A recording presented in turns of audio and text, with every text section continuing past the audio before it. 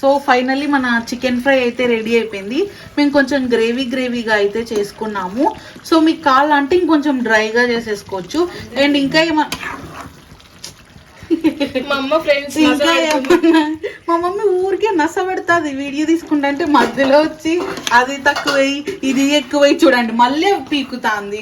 అస్సలు మా మమ్మీకి వీడియో సెన్సే లేదు. ఇప్పుడు మేము వంట చేస్తామా ఊరికే ఉండొచ్చు కదా, అది తక్కువే ఇది ఎక్కువే ఇచ్చే అని పట్టింది. సో ఇది guys, hello welcome to my channel.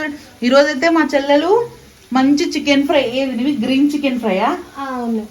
Yes, green malai chicken fry అయితే చేయిస్తా. Green chicken fry okay okay, malai లేదంట, just normal green chicken fry అయితే చేస్తాంది.